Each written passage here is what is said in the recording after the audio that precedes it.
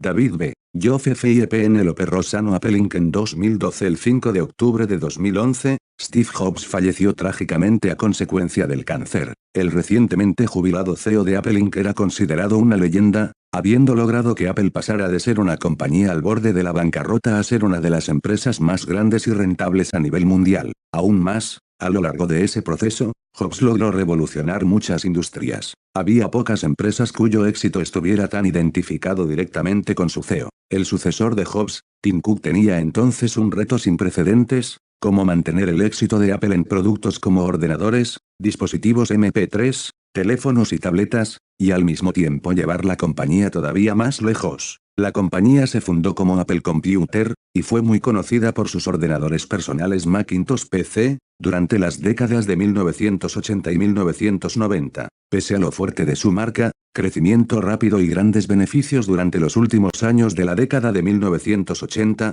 Apple rozó la bancarrota en 1996. Entonces Jobs convirtió Apple Computer en Apple Inc., con productos innovadores fuera del mercado de ordenadores personales, durante los primeros años de la década del 2000. En efecto, Apple se veía a sí misma como una empresa dedicada a los dispositivos móviles. En 2011 los ingresos provenientes de la línea Macintosh representaban menos del 20% de sus $108 mil millones en ventas. Véase el anexo primera al 1C. Al mismo tiempo las acciones de Apple hacían historia, convirtiéndose en la compañía con más valor a nivel mundial en 2012, véase el anexo 2. Bajo cualquier prisma, los logros de Apple en la década anterior habían sido espectaculares. Sin embargo, Tim Cook sabía que ninguna compañía que estuviera en la industria de la tecnología podía relajarse. Los retos abundaban. Por ejemplo, en 2012 las ventas del iPod acumulaban 4 años de caída consecutivos. Al mismo tiempo, Microsoft estaba lista para presentar al mercado el Windows 8, que según Microsoft desafiaría el cacareado liderazgo de Apple en interfaz de usuario. Pese a que las ventas de Macintosh habían crecido aún más rápido que la propia industria en los últimos años, la participación de Apple en el mercado mundial del PC había permanecido por debajo del 5% desde 1997, véase el anexo tercera. Muchos también se preguntaban si la compañía podría prosperar sin Steve Jobs. Tim Cook, que había sido contratado por Jobs como jefe de operaciones, había diseñado la formidable cadena de suministro de Apple. Sin embargo, Cook llegaba al puesto de CEO con un conjunto de cualidades diferentes a las de Jobs. Finalmente, se dudaba de si el iPhone continuaría su marcha al frente del mercado de los smartphones, ante la creciente competencia de empresas como Google y Samsung. También si la nueva creación de Apple, el iPad, continuaría dominando el mercado de las tabletas o si los nuevos competidores, que iban desde Amazon hasta Samsung, ganarían participación y reducirían los beneficios de Apple. La historia de Apple. Steve Jobs y Steve Wozniak, un par de veinteañeros que habían abandonado sus estudios universitarios, fundaron Apple Computer el 1 de abril de 1976.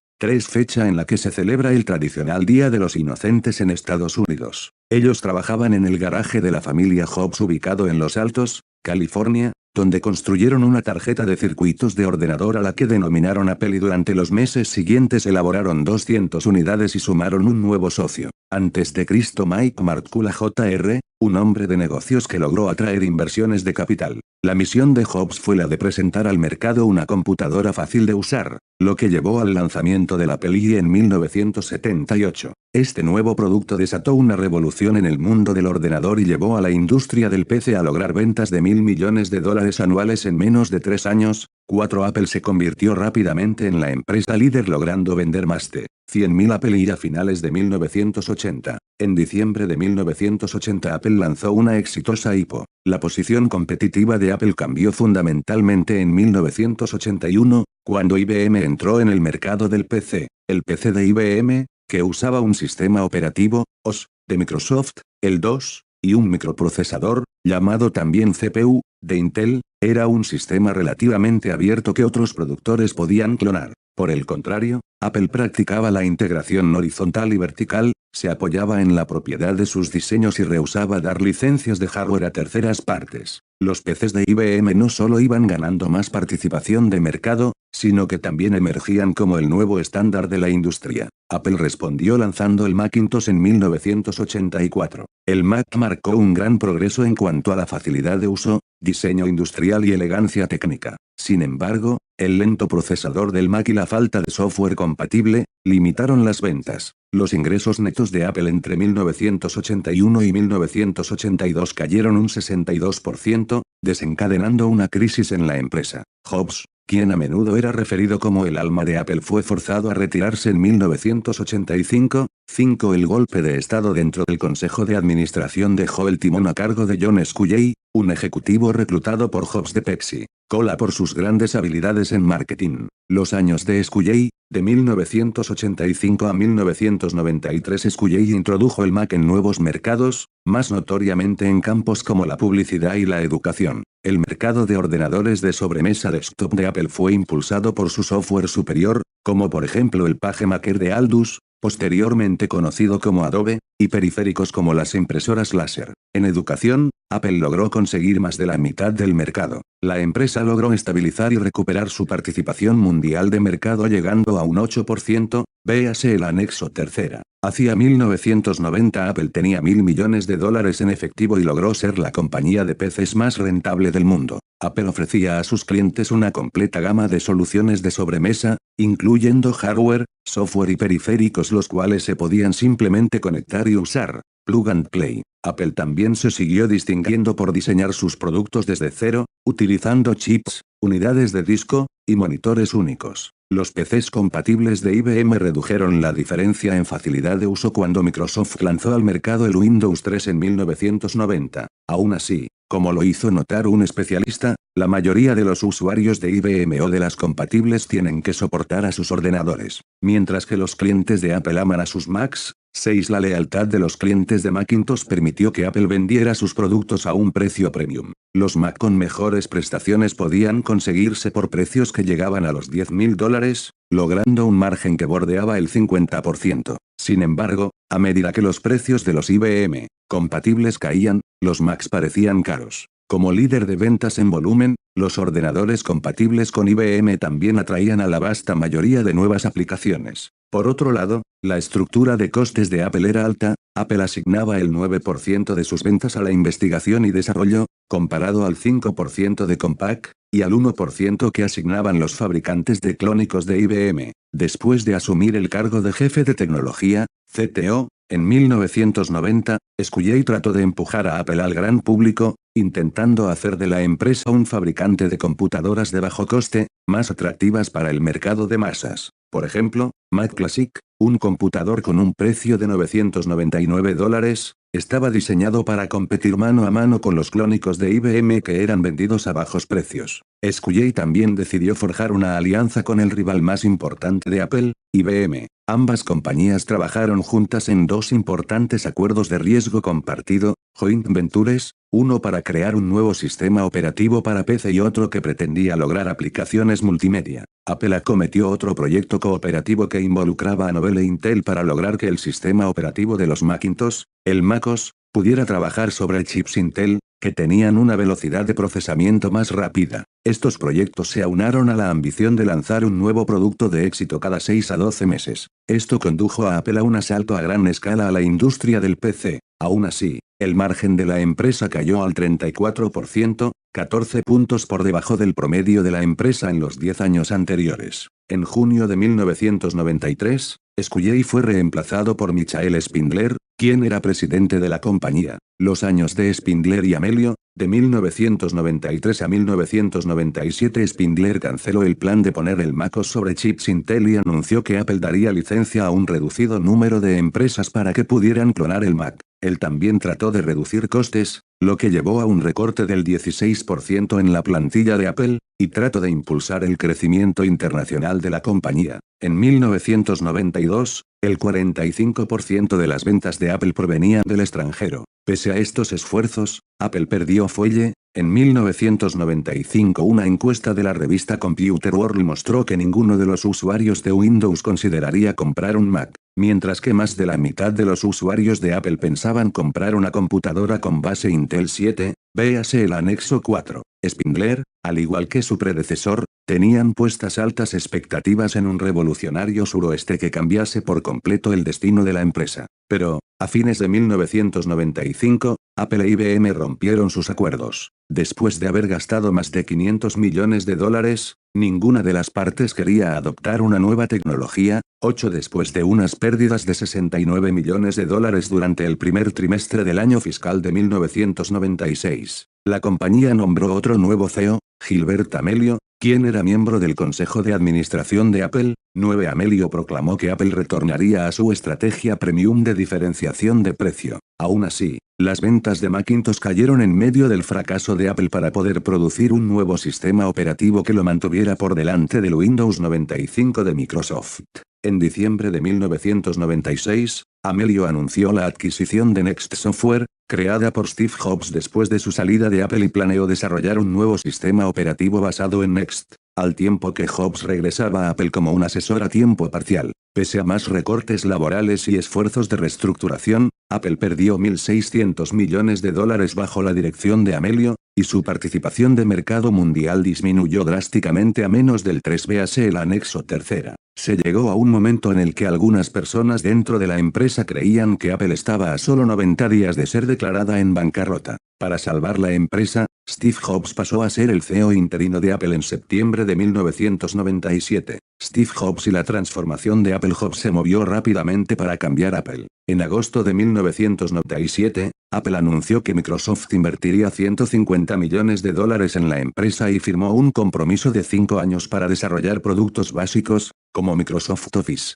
para el Mac. Jobs detuvo abruptamente el programa de licencias de Macintosh. Casi el 99% de los usuarios que habían comprado clónicos eran en realidad usuarios existentes de Mac, lo que canibalizaba las ganancias de Apple. Jobs también rehusó otorgar licencias del último sistema operativo de Mac. Las 15 líneas de producto de Apple fueron reducidas a solo 4 categorías: Macs portátiles y de sobremesa, para usuarios domésticos y profesionales. Otros esfuerzos de reestructuración incluyeron la contratación de ensambladores taiwaneses para fabricar productos Mac y la renovación del sistema de distribución de Apple, pasando de pequeños concesionarios a cadenas nacionales. Jobs contrató a Tim Cook en 1998, después de haber desarrollado una carrera en el área de operaciones en Compaq, IBM, e Intelligent Electronics. A Cook se le atribuyó el cerrar las fábricas de Apple y simplificar su cadena de suministro. Además, Apple introdujo por primera vez una página web para realizar ventas directas. Internamente, Jobs se concentró en revitalizar la innovación. Apple acortó significativamente su inventario e incrementó sus gastos en investigación y desarrollo. Véase el anexo 5. Jobs buscó llevar una nueva cultura a Apple. Mientras anteriores CEOs se habían esforzado en ampliar los productos de Apple, Jobs creía profundamente en la focalización. Apple tenía una de las líneas más estrechas de productos comparada a cualquier otra compañía de su tamaño. Jobs también creía en prácticas extremas de confidencialidad, incluyendo una política de puertas cerradas según la cual solo la posesión de ciertas tarjetas llave podía permitir el acceso a ciertas áreas de la empresa. Asimismo, creó puestos sin importancia para los nuevos contratados hasta que estas personas demostrasen ser de confianza. Todos sabían que la violación de la cultura de confidencialidad de Apple era causa de despido inmediato. Los empleados reportaban que trabajar con Jobs era gratificante pero a veces también complicado. Jobs apuntó: "No voy atropellando gente, pero si algo está mal, se lo digo a las personas en su cara". Mi pasión, dijo Jobs, ha sido construir una compañía duradera donde la gente estuviera motivada a crear grandes productos. Todo lo demás es secundario. Jobs era especialmente fanático del diseño industrial, simplicidad y elegancia de los productos. Este enfoque le llevó a su primer gran golpe, el iMac, que fue presentado en agosto de 1998. El ordenador todo en uno, con un precio de $1.299, se caracterizaba por una carcasa translúcida de color, con un distintivo diseño tipo cáscara de huevo. El iMac también soportaba dispositivos conectar y usar, comillas, como impresoras que fueron diseñadas inicialmente para equipos Windows. Gracias al iMac, las ventas de Apple sobrepasaron el promedio de ventas de la industria por primera vez en años. Siguiendo al retorno de Jobs, Apple anunció un beneficio de $309 millones en el año fiscal de 1998, revirtiendo la pérdida de $1.000 millones del año anterior. Otra prioridad de Jobs fue recomponer la imagen de Apple. Jobs quería que Apple fuera una fuerza cultural. Quizás no fuera casualidad que Jobs mantuviera su posición como CEO de Pixar, un estudio de animación que había comprado en 1986, Jobs luego vendió Pixar a Walt Disney por $7.400 millones en 2006. A través de multimillonarias campañas de marketing como la exitosa Piensa Diferente y eslogans atractivos como lo último del diseño todo en uno o simplemente funciona. Comillas, Apple se promocionó a sí misma como una alternativa moderna frente a otras marcas de ordenadores. Los anuncios de Apple también aparecieron en populares revistas de moda, aventurándose fuera de las publicaciones sobre informática. Más tarde, Apple resaltó a sus ordenadores como la línea más verde de notebooks del mundo, por su eficiencia energética y uso materiales reciclables. 14. El objetivo era diferenciar al Macintosh de la intensa competencia de la industria del PC, la industria del ordenador personal. Mientras que Apple fue la pionera de los primeros ordenadores personales, fue IBM quien llevó el PC a las masas en la década de 1980. A inicios de los 90 surgió un nuevo estándar conocido como Vintel, el sistema operativo Windows con un procesador Intel, que dominó la industria. Miles de fabricantes, desde del computer hasta los clonadores sin marca, construían PCs alrededor de bloques de construcción estándar de Microsoft e Intel. El crecimiento giraba en torno a precios bajos y el incremento de las prestaciones. La industria en general continuaba en un boom de crecimiento durante los primeros años de la década del 2000, principalmente propiciada por la demanda de Internet y los mercados emergentes como China. Pese a que el volumen de crecimiento se redujo durante la siguiente década, los analistas predecían que para el año 2015 más de 2.000 millones de PCs serían usados en el mundo. 15. La desaceleración del crecimiento en ingresos siguió al descenso en volumen. A pesar de que los PCs eran cada vez más rápidos, con mayor capacidad de almacenamiento y más memoria, los precios promedio de venta, PPV, disminuyeron un porcentaje anual compuesto de 8%, 10% desde los primeros años de la década de 1990 hasta el 2005.16. La tasa de descenso de los PPV disminuyó entre 2006 y 2011 hasta un promedio anual compuesto de 2%.17 hacia 2011, el promedio del margen de beneficio neto de los fabricantes de PCs, sin incluir a Apple,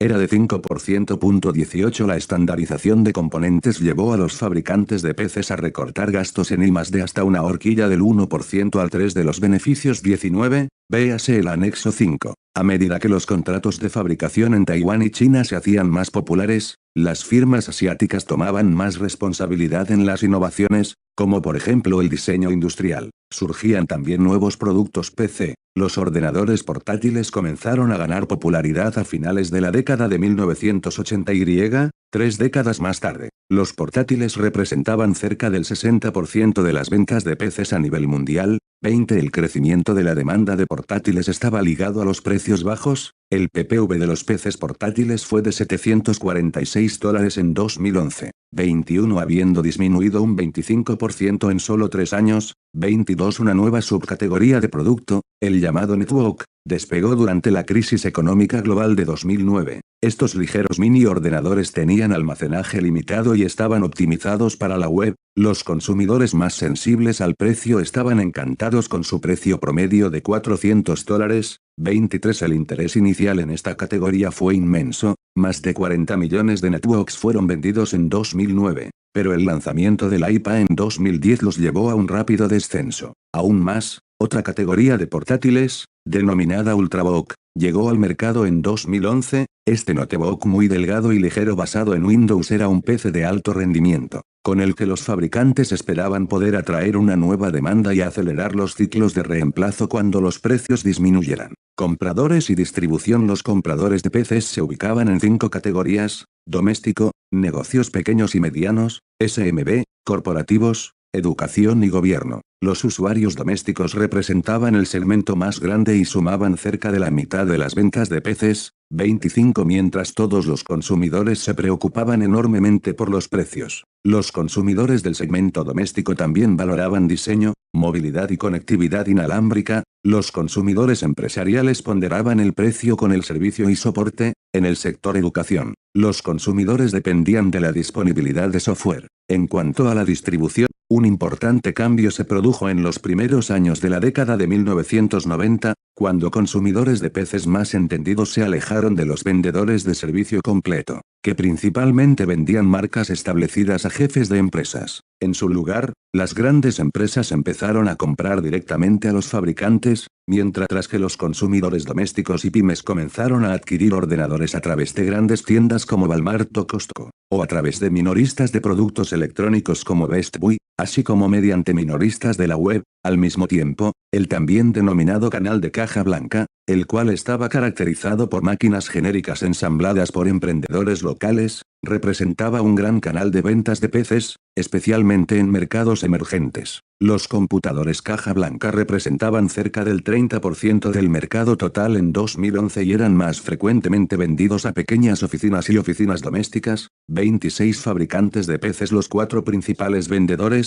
Hewlett-Packard, Dell, Lenovo y Acer, sumaban el 53,6% de las ventas mundiales en 2011, véase el anexo 3B para la participación de mercado de los grandes fabricantes. El liderazgo de la industria había cambiado muchas veces en las décadas pasadas, con Hewlett-Packard, HP, surgiendo como el líder más reciente. Después de un periodo difícil seguido a la adquisición de Compaq en 2002, HP subcontrató la mayor parte de su producción en Asia y logró disminuir sus costes dramáticamente. Pero el liderazgo de HP tuvo un alto precio. Desde 2005, la participación de mercado de HP se erosionó, los márgenes disminuyeron y el consejo de administración despidió a 3 CEO. 27 HP propuso vender o escindir la producción de PCs en 2011. Luego se retractó. Aún así, se mantuvo en la posición número 1 en ventas a nivel mundial con un 17,7%. 28 Dell ocupaba la segunda plaza en el mercado mundial del PC con un 12,6% de las ventas en 2011. 29 Su modelo distintivo de venta directa y a la carta fue muy popular en el mercado corporativo durante una década. Pero cuando el boom de las ventas minoristas hizo que sobrepasaran las ventas corporativas, Dell tardó en seguir al resto de fabricantes. Su fundador Michael Dell retornó como CEO en enero de 2007 y enfatizó los productos para el pequeño consumidor, volvió a la distribución al por menor y presionó para lograr expansión internacional. Aún así, Dell tuvo problemas con el control de costes y los bajos márgenes. Lenovo, ubicada en China, saltó a los primeros puestos de los rankings de vendedores de PCs en 2005 cuando adquirió el ruinoso negocio de PCs de IBM por $1.750 millones. La tendencia ascendente de Lenovo continuó hasta 2011 cuando su participación a nivel mundial llegó a 12,5%. 30 La fuerza más grande de Lenovo fue su posición dominante en China, el mercado de PCs de crecimiento más rápido a nivel mundial, donde obtuvo el 35% de participación. 31 En 2007, Acer, ubicada en Taiwán, compró a Gateway, una marca líder en Estados Unidos, y se convirtió en el tercer vendedor más grande. Acer también adquirió Packard Bell, un fabricante de PCs con fuerte presencia en Europa donde Acer era también una marca líder. El éxito de Acer se debió en parte a su liderazgo en networks. 32 Pero la compañía perdió su tercer lugar cuando cayeron las ventas de los mismos proveedores, complementos y sustitutos. Los proveedores de la industria del PC estaban divididos en dos categorías: aquellos que elaboraban productos como chips de memoria, unidades de disco, y teclados, que tenían una gran cantidad de proveedores, y aquellos que hacían productos como microprocesadores y sistemas operativos, con un número menor de empresas. Los productos de la primera categoría estaban disponibles ampliamente y se encontraban a precios altamente competitivos. Los productos de la segunda categoría eran producidos principalmente solo por dos firmas, Intel y Microsoft. Microprocesadores. Los microprocesadores o CPU, eran los cerebros del hardware de un PC. Intel comandaba cerca de 80% del mercado de las CPU para PC. La competencia surgió durante la década de 1990 de mano de compañías como Advanced Micro Devices, 19,6% en el cuarto trimestre de 2011, y VIA Technology, 0,1% en el cuarto trimestre de 2011.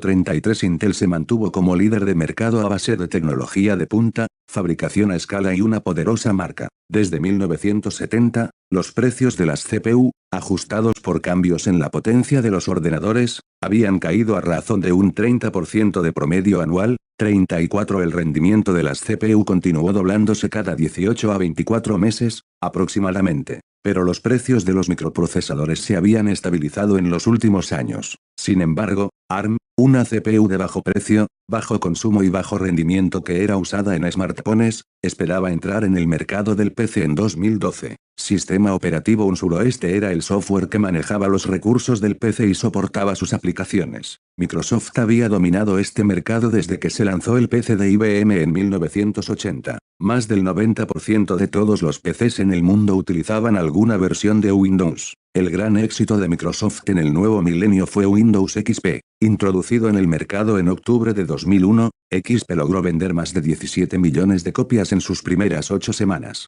Desarrollado con un coste de $1.000 millones, XP inicialmente generó para Microsoft entre 45 y $60 en ingresos por copia. 35 Vista, la siguiente versión introducida en 2007, no logró tanto éxito. Los consumidores se quejaron de su lento rendimiento y fueron reacios al cambio. 2 años más tarde, Windows 7 fue presentado con muy buenas críticas. Algunos analistas estimaron que Microsoft gastó $1.500 millones para desarrollar Windows 7 y otros $1.000 millones en marketing. Microsoft vendió cerca de 100 millones de unidades del nuevo sistema operativo en sus primeros 6 meses, haciendo de este el suroeste de más rápida venta de la historia. 36 En 2012, estaba apostando fuertemente por un producto de nueva generación, el Windows 8. Programado para el otoño de 2012, el suroeste incluía un nuevo interfaz de usuario que incorporaba el formato táctil, y estaría disponible tanto para PC como para tabletas. Microsoft lanzaría por primera vez versiones para CPU Intel y no Intel, ARM. Windows 8 en ARM no sería compatible con la mayoría de software Windows existente. Aplicaciones, contenido y productos complementarios. El valor de un ordenador iba en proporción directa a su software complementario, contenido y hardware disponible en su plataforma. Las aplicaciones clave incluían procesadores de textos, presentaciones gráficas, edición electrónica y navegadores de Internet. Desde los primeros años de la década de 1990, el número de aplicaciones disponibles para PC creció grandemente, mientras que el PPV para software de PC caía en picado. Microsoft fue el vendedor más grande de software para Intel PC, después de la misma Apple, también para Mac. 37 compañías como Google incluso ofrecieron software de productividad Google Apps, gratis. Los PCs también se beneficiaron de una amplia selección de contenido y una vasta oferta de hardware complementario, que iba desde impresoras hasta dispositivos multimedia. El número de nuevas y emocionantes aplicaciones para PC había disminuido considerablemente en los últimos años, ya que los desarrolladores de software se iban concentrando cada vez más en nuevos dispositivos como teléfonos y tabletas. Tecnologías alternativas. Desde los primeros años de la década del 2000, los productos electrónicos de consumo, Comunidad Europea, que iban desde teléfonos móviles hasta aparatos de televisión y consolas de videojuegos, comenzaron a usurpar funcionalidades que una vez fueron exclusivas del PC. Por ejemplo, consolas avanzadas como Sony PlayStation 3 permitían a los consumidores ver DVDs, navegar en la web y jugar online además de jugar a videojuegos tradicionales. Al mismo tiempo, los smartphones comenzaron a funcionar como ordenadores portátiles, permitiendo a los usuarios utilizar correo electrónico, visitar páginas web y administrar sus vidas online. Pese a estar en el mercado desde 1980, las tabletas no ganaron un terreno significativo hasta la aparición del iPad en 2010. 38 Las ventas de tabletas crecieron exponencialmente, alcanzando más de 60 millones de unidades en 2011. Mientras que muchos miembros de la industria se preocupaban por el impacto de los dispositivos digitales en la industria del PC, Jobs veía a todos estos dispositivos como una estrategia integrada para proporcionar innovadoras experiencias de usuario. La estrategia de loop digital de Apple en 2001, coincidiendo con el 25º aniversario de Apple, Jobs presentó su visión para el Macintosh en lo que él llamó Digital Loop. Él creía que el Macintosh tenía una ventaja real para los consumidores, que iban adquiriendo un estilo de vida digital cada vez más arraigado, utilizando cámaras digitales, reproductores de música portátiles, cámaras de video digitales, sin mencionar los teléfonos móviles. El Mac podría llegar a ser el loop preferido para controlar, integrar y añadir valor a estos dispositivos. Jobs vio que el control de Apple tanto del hardware como del software, una de las pocas empresas en la industria del PC que aún lo tenía, representaba una fortaleza única. Subsecuentemente, Apple renovó su línea de productos para ofrecer máquinas que pudieran entregar una experiencia de vanguardia altamente integrada. Pese a que la empresa continuó comprometida con el mercado de la educación,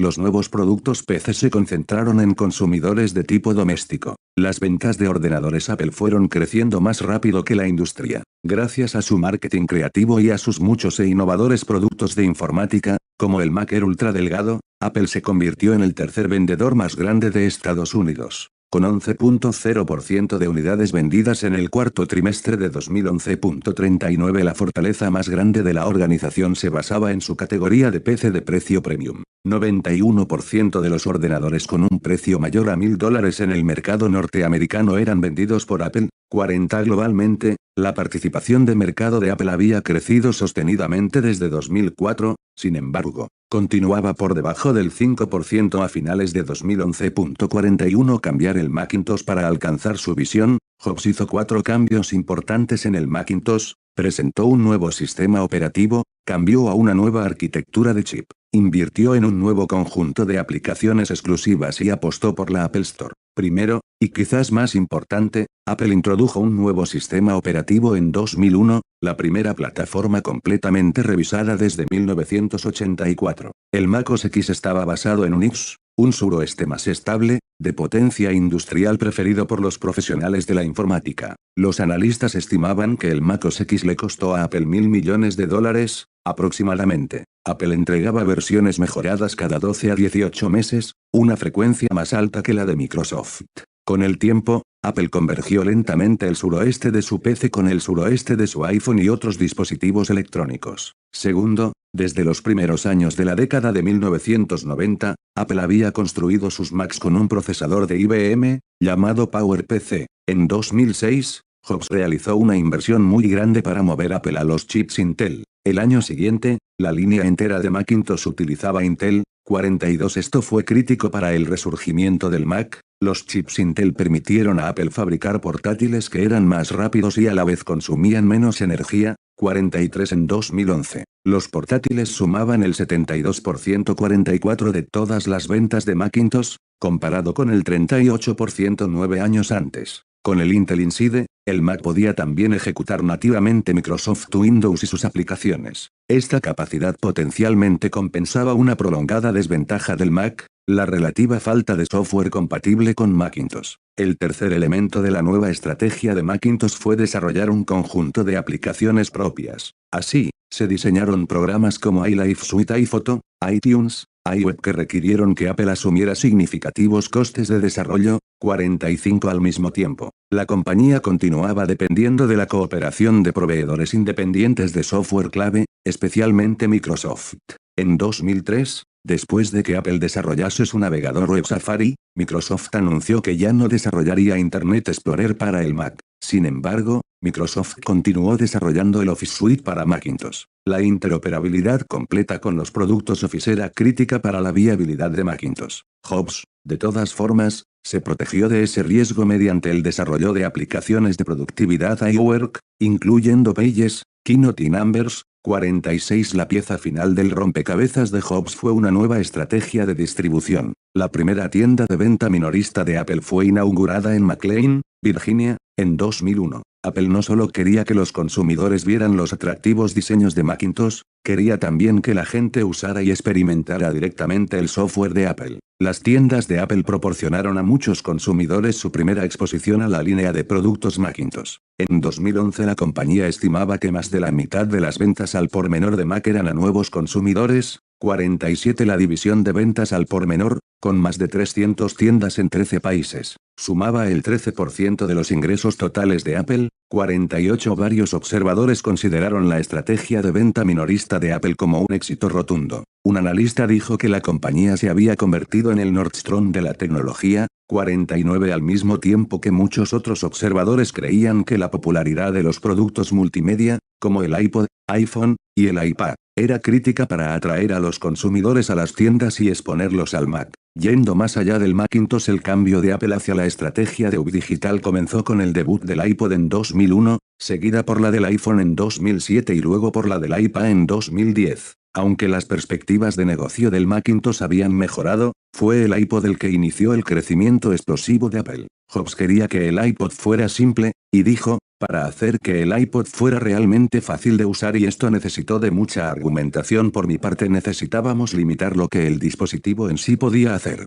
En su lugar dimos más funcionalidad al iTunes, en el ordenador. Así, el control sobre el iTunes y el iPod, nos permitió que el ordenador y el dispositivo funcionaran juntos, logrando que pudiéramos colocar la complejidad en el lugar adecuado. 50 El iPod fue inicialmente uno de muchos reproductores portátiles de música digital basados en el estándar MP3. Gracias a su diseño pulcro, interfaz de usuario simple y amplia capacidad de almacenamiento, rápidamente se convirtió en un icono de la era digital. 51 Mientras que anteriormente los dispositivos MP3 almacenaban una hora de música, el primer iPod almacenaba hasta 1000 canciones y era vendido por $399. Con el paso de los años, Apple presentó muchos otros nuevos e innovadores diseños de este producto. En 2012, Apple continuaba manteniendo más del 70% del mercado de MP3 de Estados Unidos. 52 Los resultados económicos del iPod fueron históricos para los estándares de la industria de electrónica de consumo. El iPod Nano, por ejemplo, tuvo márgenes del alrededor de 40% en 2007. 53 El componente más caro del Nano era la memoria flash, representando más de la mitad de los costes de materiales. Reconociendo la importancia de la memoria flash, Apple invirtió en varios fabricantes de memoria para asegurar el producto a los mejores precios. En 2012 Apple era uno de los compradores más importantes de memorias flash en el mundo. La estrategia de Apple al desarrollar y publicitar el iPod era más abierta que su estrategia para el Macintosh. El iPod se podía sincronizar con Windows así como con el Mac. Apple también construyó un ecosistema con el mercado de accesorios del iPod que iba desde fundas elegantes hasta estaciones de acoplamiento. Por cada $3 invertidos en un iPod, los consumidores gastaban uno más en accesorios para el mismo. 54 Aunque los iPods estaban disponibles en todos los segmentos de precios, los PPV del iPod generalmente estaban de $50 a $100 por encima de los de la competencia. 55 A nivel de hardware, la mayoría de dispositivos eran comparables con los modelos de iPod, pero los competidores se encontraron en gran desventaja con el lanzamiento de la tienda iTunes de Apple.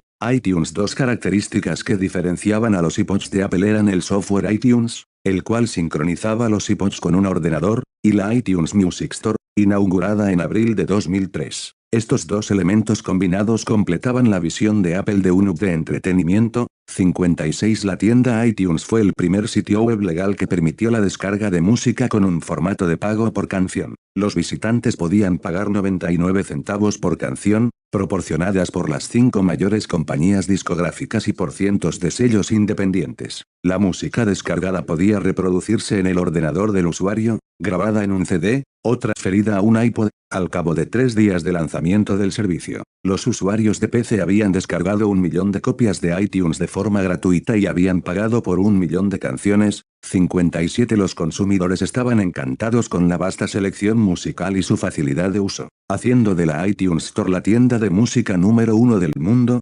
58 En octubre de 2011, iTunes había vendido 16.000 millones de canciones y constituido el catálogo de canciones más grande del mundo. 59 La oferta se expandió incluyendo audiobooks, podcasts, libros, películas y programas de televisión. El lanzamiento de la tienda iTunes galvanizó las ventas del iPod. En el semestre anterior al lanzamiento de iTunes, Apple solo vendió 78.000 iPods. Después de la salida de iTunes, las ventas alcanzaron las 304.000 unidades en solo 4 meses y se incrementaron aún más después. 60 El impacto directo de iTunes en la rentabilidad de Apple era menos impresionante. Las canciones costaban 0,69, 0,99 o $1,29 por descarga, y algunos contenidos y muchas aplicaciones eran gratuitos. De promedio, cerca del 70% del dinero que recolectaba Apple por descarga iba a parar a las discográficas que eran propietarias del contenido, y cerca del 20% iba hacia el coste de procesamiento de la tarjeta de crédito. Esto dejaba a Apple con solo un 10% de los ingresos por descarga, del cual Apple todavía tenía que descontar el coste de la página web, así como cubrir otros gastos directos e indirectos. 61 En esencia, Jobs había creado un negocio parecido al de las cuchillas de afeitar, solo que al revés. El elemento variable, las canciones, servían como venta a pérdida para fomentar la venta de un bien duradero que sí era rentable. 62 Pese al éxito de iTunes, Apple tenía una tensa relación con las compañías proveedoras de contenidos. Estas se resistieron ante su dominio del mercado de música digital. Las discográficas también vieron sus ventas de caros CD desplazadas por los bajos precios de las descargas a la carta. Mientras que Apple lograba altos márgenes en hardware, las compañías de contenidos vieron cómo sus márgenes se erosionaban en el mundo digital. Competencia. Las tiendas de música online como Amazon.com, Napster y Walmart.com ofrecían descargas individuales de canciones a precios parecidos e incluso inferiores a los de iTunes. Algunos tenían planes de suscripción que permitían escuchar música ilimitadamente, con cuotas mínimas de $5 al mes. La mayoría de los competidores ofrecían canciones que podían ser reproducidas en diferentes dispositivos, incluyendo el iPod.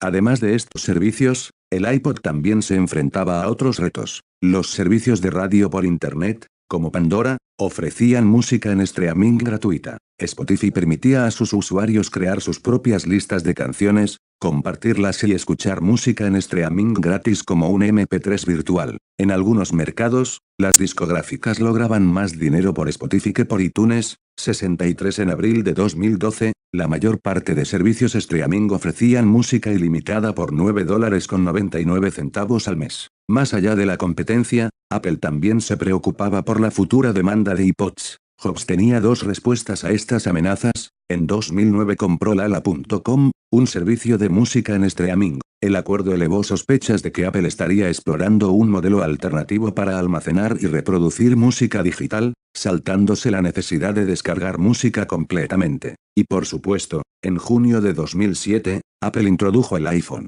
Jobs más tarde observó, si uno no se canibaliza a sí mismo, más tarde otro lo hará. 64 El iPhone. En la feria Macworld de enero de 2007, Steve Jobs presentó el iPhone con las siguientes palabras: de vez en cuando aparece un producto revolucionario que lo cambia todo. Hoy presentamos 3 productos revolucionarios de esta clase. El primero es un iPod de pantalla amplia con controles táctiles. El segundo, es un teléfono móvil revolucionario, y el tercero es un aparato revolucionario de comunicación por Internet. Estos no son 3 dispositivos separados, es solo uno, y lo llamamos el iPhone. 65 Nombrado por la revista Times como la invención del año. Comillas, el iPhone era la propuesta de Apple para reinventar el teléfono. 66 Se habían dedicado 2 años y medio a su desarrollo, protegido con un gran secreto, incluso entre los empleados de la propia empresa. El coste estimado de desarrollo del iPhone alcanzó los $150 millones.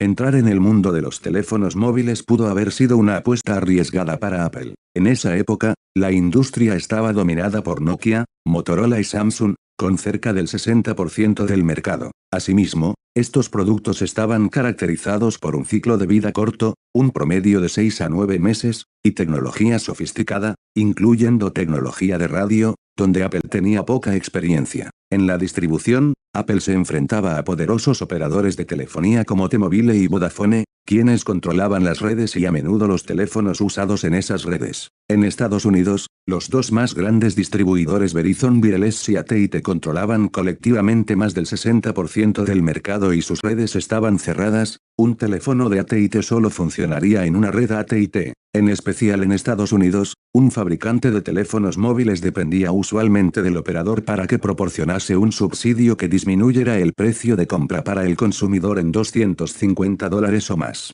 A cambio, la mayoría de los consumidores firmaban 2 años de contrato con los operadores. Los operadores también mantenían jardines amurallados, que obligaban a los consumidores a acceder al contenido solo de sus propias redes. La competencia de precios era especialmente intensa en mercados emergentes como China e India, donde los consumidores compraban teléfonos por debajo de los $100. En los primeros años del móvil, en los que su propósito principal era el de hacer llamadas, los consumidores seleccionaban un aparato basándose en su apariencia y en cuál era el proveedor del servicio. A mediados de la década de 1990, las preferencias de la industria cambiaron hacia teléfonos con más prestaciones y que ofrecían diseños más atractivos de hardware e interfaces de usuario fáciles de usar, en los que Nokia fue pionera. También se fueron añadiendo capacidades multimedia, como una cámara fotográfica. Los smartphones alcanzaron una gran popularidad durante la siguiente década. Estos teléfonos de alta gama ponían múltiples funciones en la palma de la mano, sirviendo como teléfono, navegador de Internet, email y herramienta de trabajo, así como de reproductor de archivos multimedia táctil de 3.5 pulgadas. Permitía manejar el teléfono con un simple toque de los dedos, sin un teclado físico. El sistema entero del iPhone operaba sobre una versión especialmente adaptada de la plataforma OS X de Apple denominada iOS. Por encima de todo, los usuarios podían usarlo de forma intuitiva. El primer modelo se vendió por $499 con 8 GB de capacidad. En ese tiempo, las ventas de aparatos por encima de los $300 representaban solo un 5% del total. 67 Inicialmente Apple proporcionaba el iPhone solo a un operador en la mayoría de los mercados. AT&T, el operador exclusivo del iPhone en Estados Unidos, no proveía subsidio de compra en el momento de su lanzamiento. En su lugar AT&T estuvo de acuerdo en compartir ingresos con Apple, algo que no tenía precedente, y le dio a Apple el control de la distribución, precios y marca. La primera generación del iPhone vendió alrededor de 6 millones de unidades en 5 trimestres. Sin embargo, más de 1 millón se habían vendido en el mercado negro, en el que los consumidores compraban iPhones de revendedores no autorizados y los utilizaban en redes móviles no aprobadas. La exigencia de Apple de compartir los ingresos había provocado que pocos mercados en el mundo tuvieran distribución legal del iPhone. Una estimación sugería que Apple podía perder $1.000 millones en 3 años en ingresos compartidos. 68 El segundo modelo del iPhone fue presentado en 2008. Esta versión utilizaba una red más rápida de 3G. Más importante aún, Apple cambió su estrategia de precios. Los operadores proveían un subsidio por el teléfono a cambio de abandonar el acuerdo para compartir ingresos. Algunos subsidios alcanzaban los $400 por teléfono o más. Durante los años siguientes Apple lanzó una versión mejorada de iPhone cada 12 a 15 meses y expandió grandemente su distribución. Con el lanzamiento del 4S en octubre de 2011, Apple introdujo Siri, una tecnología activada por voz que Apple había comprado en 2010. Con Siri el usuario podía dictar textos, programar reuniones, hacer preguntas y enviar emails usando comandos de voz. 69 La relación de Apple con los operadores también cambió. En la mayoría de los mercados, Apple cambió de un solo operador a operadores múltiples que vendían iPhones.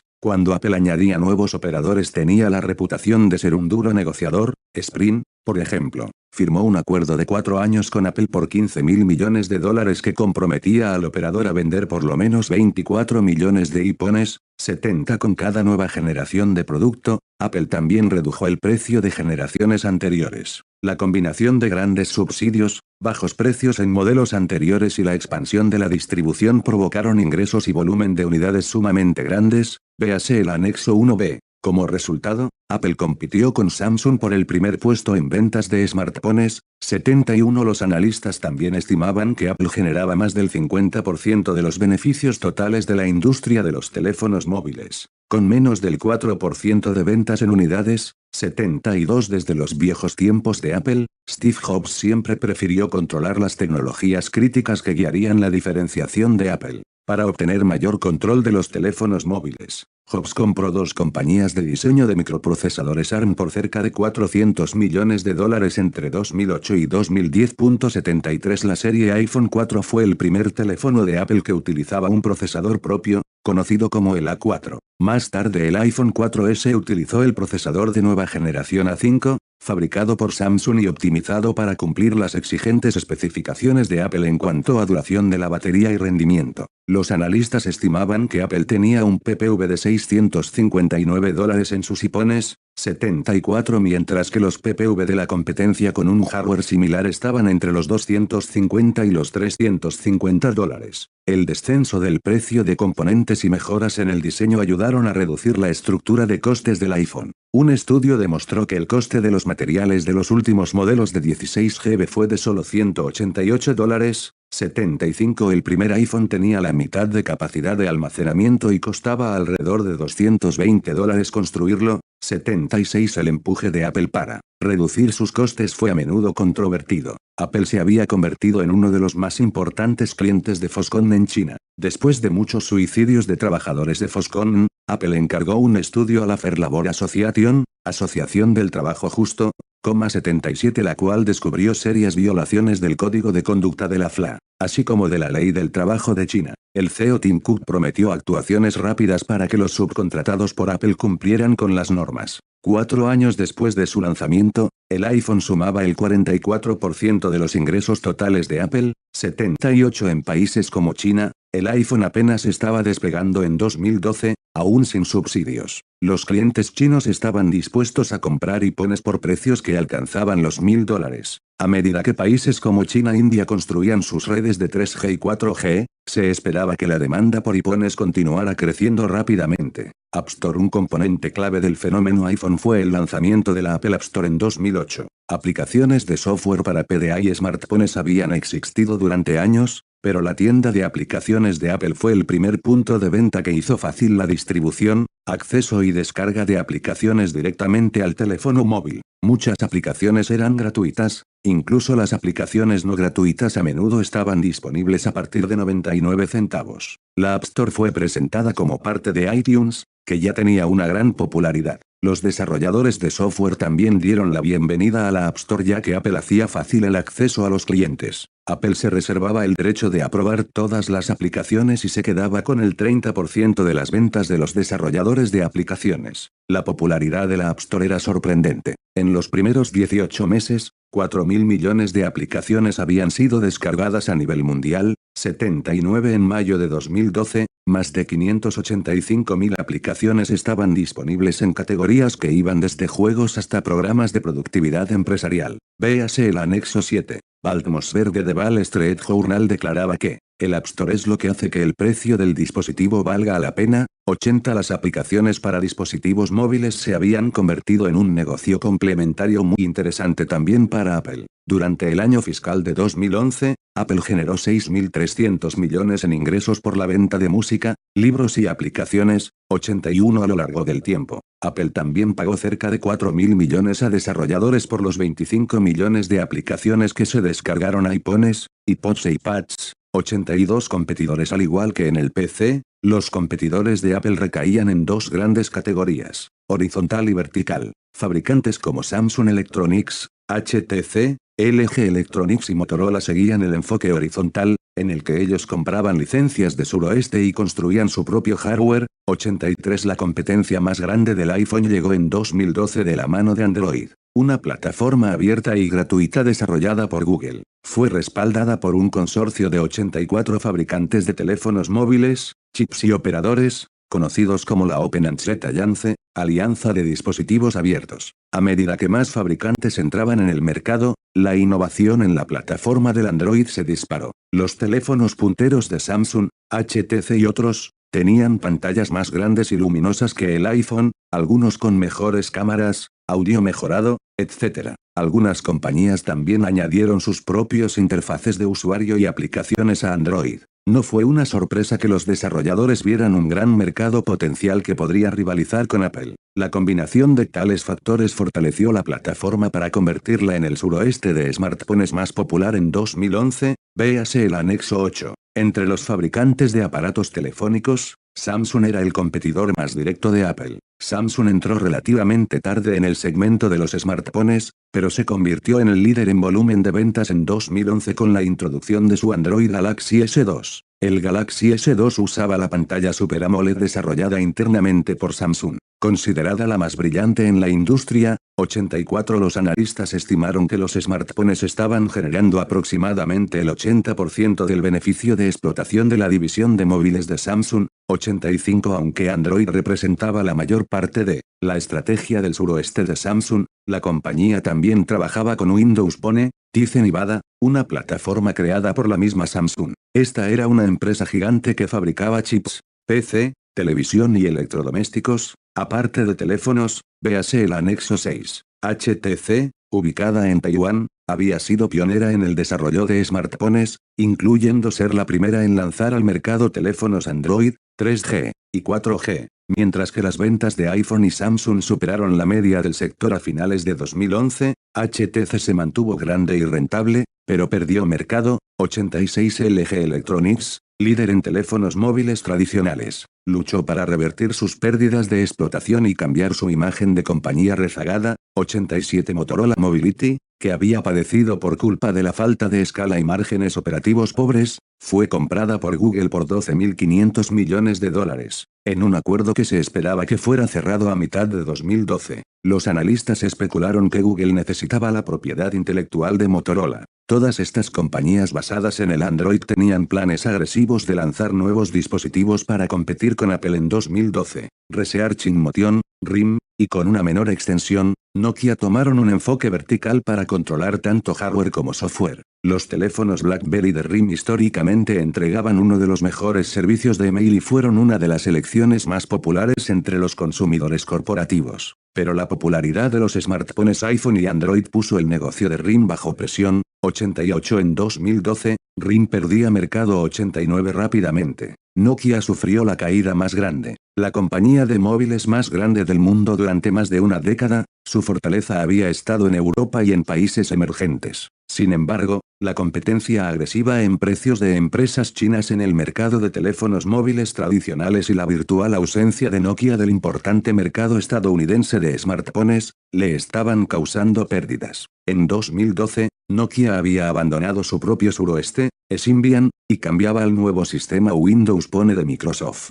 Pese a las buenas críticas de su teléfono Windows, Nokia anunció grandes pérdidas de explotación al inicio de 2012, ya que había perdido mercado tanto en los teléfonos tradicionales como en los smartphones. La respuesta de Google a la App Store de Apple, la Play Store, creció entre 2010 y 2011. El número de aplicaciones de Android se fue acercando rápidamente al número de aplicaciones de iPhone. Véase el anexo 7. Una encuesta entre desarrolladores realizada en 2010 sugirió que el 87% estaba interesado en desarrollar aplicaciones iPhone, 81% en desarrollar aplicaciones Android. BlackBerry y Microsoft se ubicaban muy por debajo, 90 aunque Google tenía menos restricciones que Apple, 91 Los desarrolladores encontraron que diseñar aplicaciones para Android era más complicado. La mayoría de teléfonos Android eran algo diferentes, lo cual requería que los desarrolladores escribieran diferentes versiones de sus aplicaciones. Un desarrollador de Apple solo se preocupaba del iPhone. Las guerras de patentes, la intensa competencia en la industria de los smartphones llevó a numerosas demandas legales respecto a diseño y propiedad intelectual.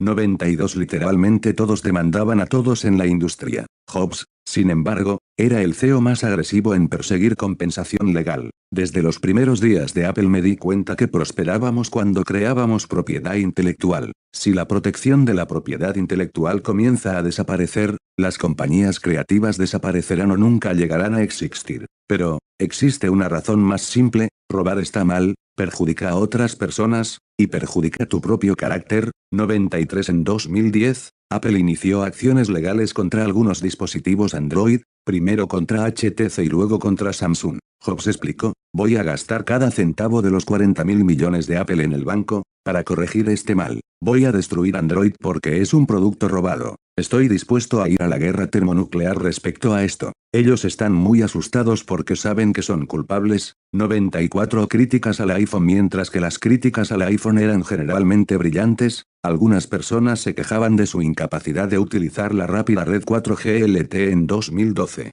su corta duración de la batería, así como también su falta de soporte para Adobe Flash, que hacía que algunas páginas web no pudieran ser utilizadas por los usuarios de iPhone. Aunque muchos usuarios Siri en Estados Unidos eran grandes fans, usuarios de otros países descubrieron que Siri no funcionaba bien en otros idiomas o con acentos no americanos. Al mismo tiempo, algunos operadores se quejaban del volumen y grandes subsidios requeridos por Apple. Por ejemplo, el jefe financiero de Verizon anunció públicamente que su empresa apoyaría agresivamente a Microsoft en 2012 para crear un tercer ecosistema, un ataque poco disimulado hacia Apple. 95 Pese a estas críticas, el iPhone sobrepasaba todas las expectativas. Con el iPhone en racha, Jobs vio otra oportunidad de hacer un movimiento audaz para redefinir la informática con el lanzamiento del iPad. Algunas personas dicen, dale a los clientes lo que ellos quieren, decía Jobs, pero ese no es mi enfoque. Nuestro trabajo es descifrar qué es lo que los clientes van a querer antes de que en realidad lo deseen.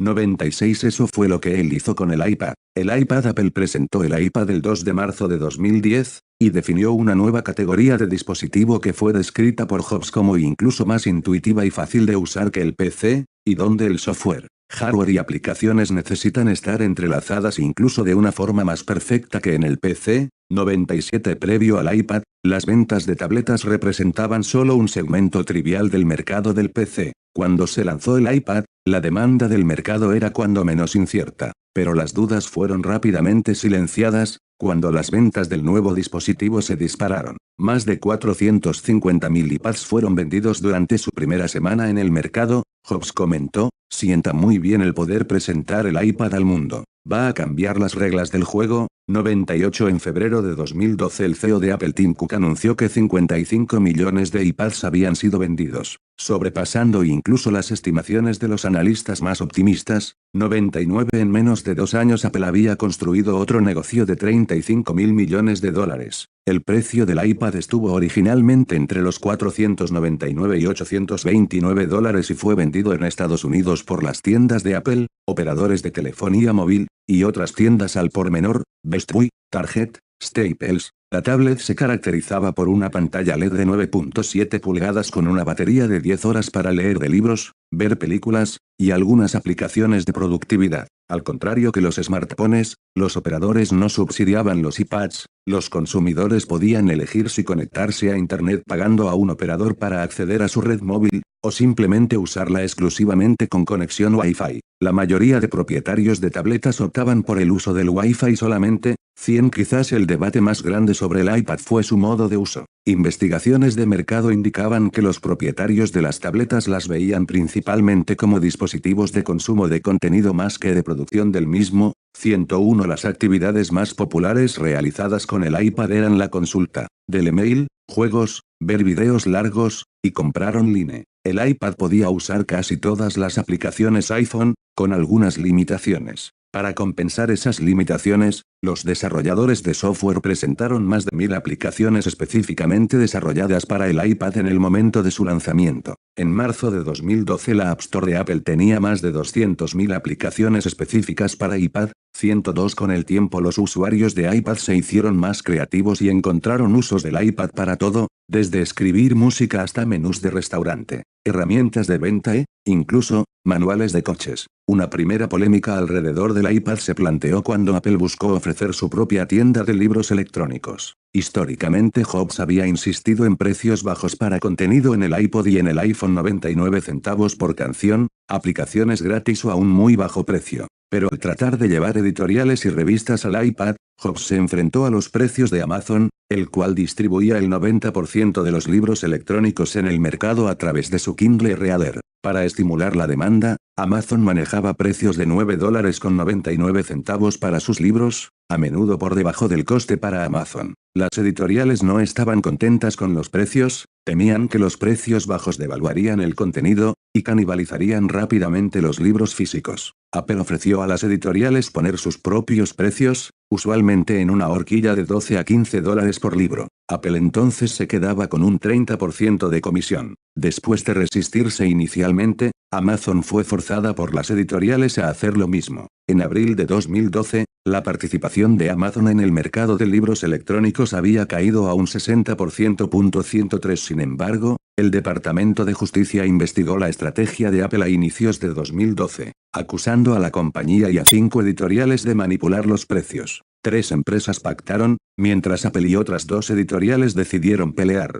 Ya que el acuerdo dio a los vendedores digitales flexibilidad para fijar precios, Amazon casi inmediatamente bajó sus precios nuevamente a $9.99 en algunos de sus libros. La estrategia de precios de Apple y la fabricación del iPad fueron también un tanto diferentes de los de sus primeros productos. El precio inicial de venta de $499 por un iPad fue más bajo que el de un iPhone. Pese al bajo precio, Apple ganaba un margen estimado del 25% en el modelo básico de iPad, usando su propia CPU, dando un menor margen al canal, y usando su escala al negociar las compras. Apple había logrado menores costes que la mayoría de sus competidores, quienes podían lograr solo un 15% de margen al mismo precio al por menor. 104 Apple también tenía por lo menos un año de ventaja, mientras la mayoría de sus competidores, como Microsoft, todavía no habían ni comenzado en 2012. Apple estaba ya en la tercera generación de su producto. Esto proporcionó a Apple oportunidades para construir su posición en propiedad intelectual. Por ejemplo,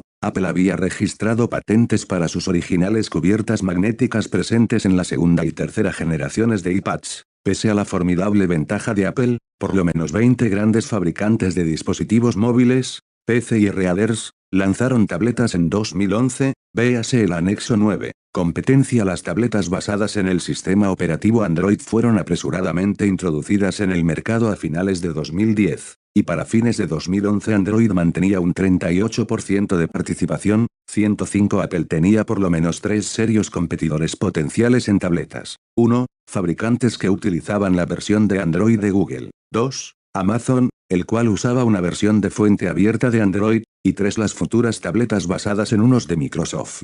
En la primera categoría, el líder era Samsung, el cual vendió un estimado de 5 millones de tabletas en 2011, 106. Las tabletas de 9 pulgadas de Samsung eran muy similares al iPad en diseño y precio, pero Android carecía de aplicaciones y la facilidad de uso de un iPad. En 2012, Samsung apostó fuertemente por el Samsung Note, una combinación de 5 pulgadas de teléfono y tablet.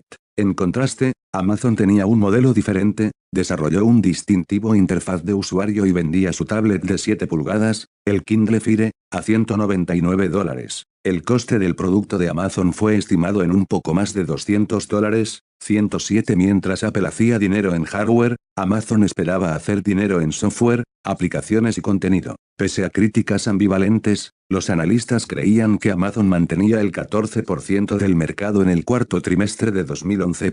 108. La gran incógnita en el mercado de tabletas era la entrada de Microsoft con Windows 8, esperado para la segunda mitad de 2012. Algunas tabletas con Windows 8 ofrecerían una nueva interfaz de usuario y compatibilidad con aplicaciones de versiones anteriores de Windows. Microsoft controló sus riesgos adquiriendo una participación de $300 millones, el 17%, en el reader de Barnes y Noble, el NOC, y iCloud. Uno de los últimos actos de Jobs como CEO fue preparar a Apple para el lanzamiento del iCloud en octubre de 2011. La visión de Jobs era que Apple había sido la primera en tener la visión de que su ordenador se convirtiera en un hub, lo cual había funcionado brillantemente. Pero en los próximos años el hub va a trasladarse desde el ordenador hacia la nube, así que es la misma estrategia del hub digital, pero ahora el hub está en un lugar diferente. 109. iCloud permitía a los usuarios sincronizar sin dificultad múltiples aparatos, almacenando información, imágenes, música, etc. En una ubicación en Internet. 5 GB de almacenamiento libre en iCloud eran gratuitos para usuarios de Mac,